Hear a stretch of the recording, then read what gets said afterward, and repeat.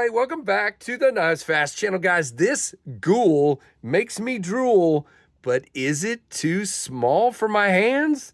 We'll find out momentarily, guys. But stay with me.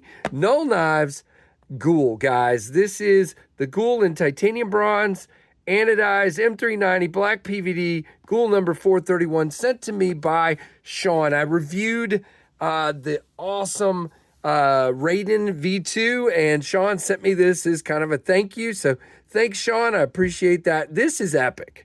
Okay, I gotta start the whole review by saying this is absolutely epic. The milling is incredible. The chamfer, the chamfers with the milling, the milling on the pivot, the milling on the clip, the way it's shaped, it's just got a vibe that's pretty stinking incredible. Now, you have a fuller up here and a front flipper. You have, guys, no hardware exposed here and only here. How cool is that? But it's on this one side. So on your show side, you have a really clean looking show side. Now that means your clip is not reversible.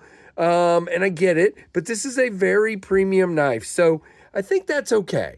I mean, maybe you'll tell me it's not, but I think it's okay. Now, these are not available at Null Knives website, but they're available at Blade HQ. So we'll talk about which ones are available, and we'll talk about pricing in a moment. Now, you have a lanyard, hidden lanyard hole here on the back of your backspacer milled out. No reverse on the clip, about that much sticking out, about like that probably.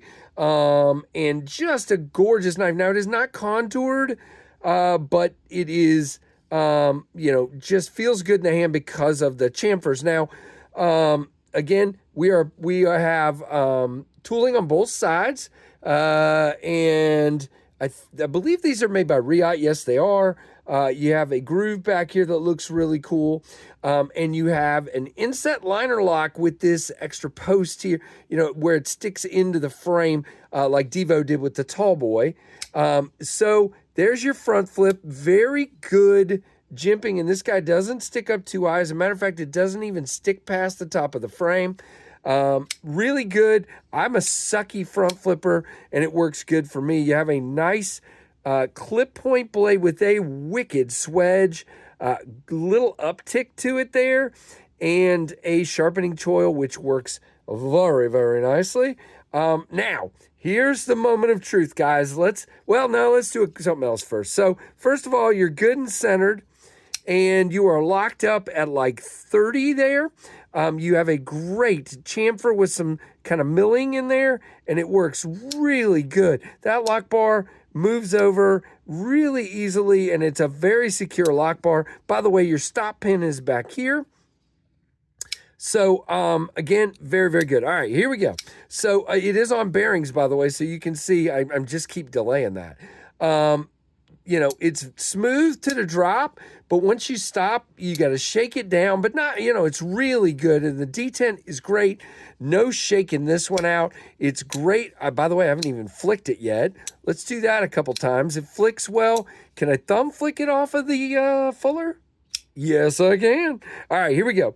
So you can see, guys, this is definitely a 4-finger knife, okay? So it is definitely, and for most of you with, maybe smaller hands, this knife is going to be 100% great for you. Now, we not only have jimping for the front flipper, the jimping is up here. There's nowhere to choke up, and you kind of get a harpoon here.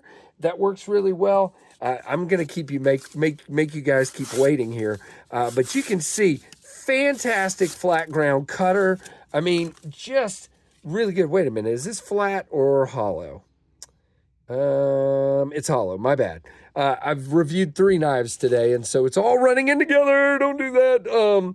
Very, very cool. Black wash blade, bronze finish. Unfortunately, this particular variant doesn't appear to be available, but it is really fantastic. Okay, so here's my thing.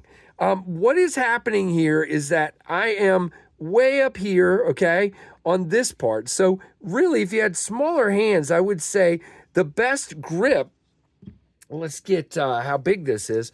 The best grip distance here would probably be from about there to about here, okay? And so that's only, what? 2.6, 2 point, that is not right, Casey. Hold on. From there to there. I knew that was right. Just under 3 inches, okay?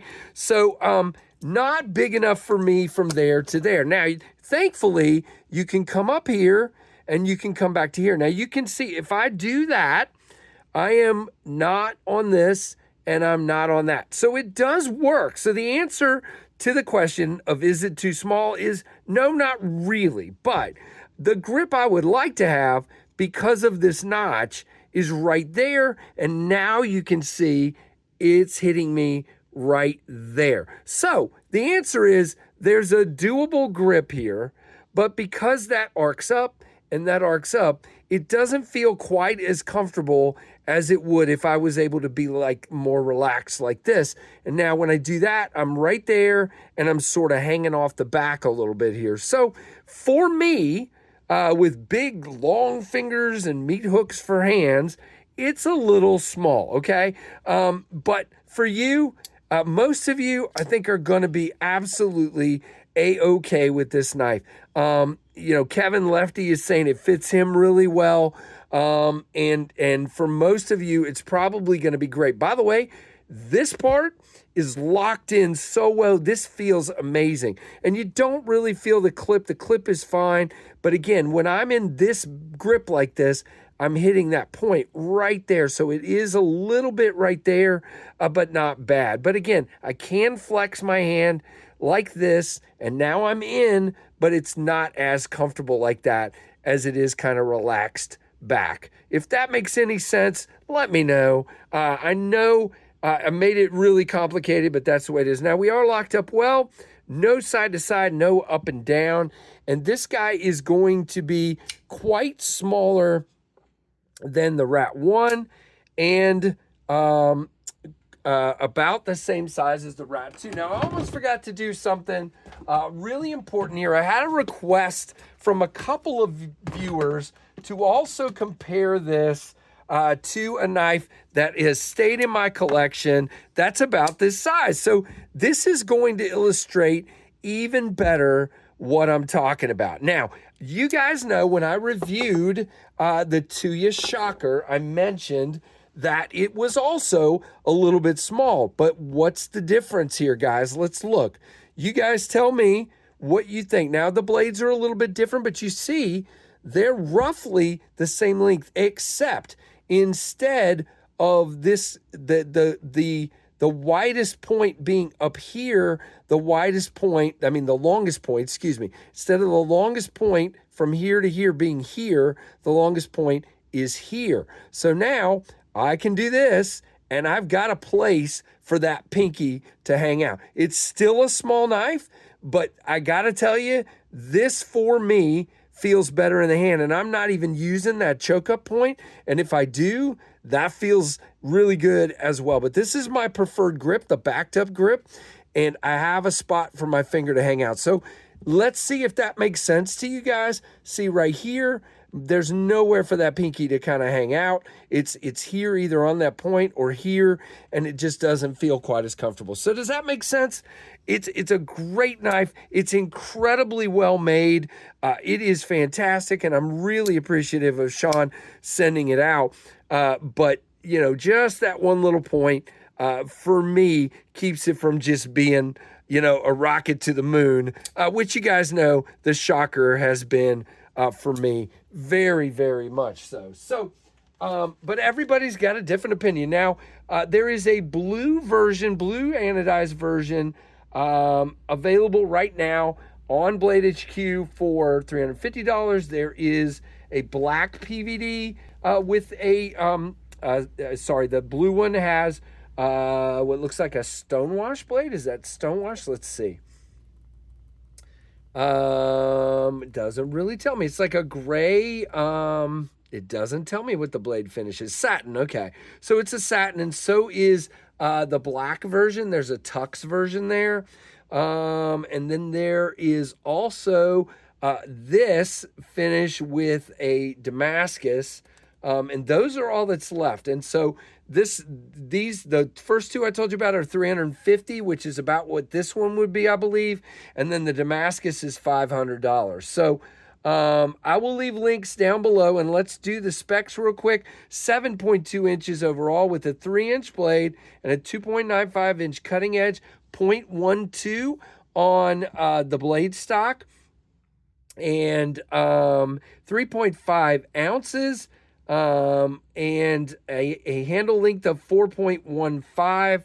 And again, these are made in China, and I believe they are made by Riot, but I'm not, like I said, I am not 100% positive on that. By the way, handle thickness, let's just do that real quick. I've been doing that a lot lately, 0.50, and that feels really good thickness-wise in the hand. So that is my look at the Null Knives Ghoul, another magnificent knife from Null Knives. Don't miss what I said. This is a great knife. Again, just for me, just a tad bit small. So there you go, guys. Thank you so much for watching. Please leave a comment down below, like, subscribe, hit that notification bell, and thank you for watching the Knives Fast channel.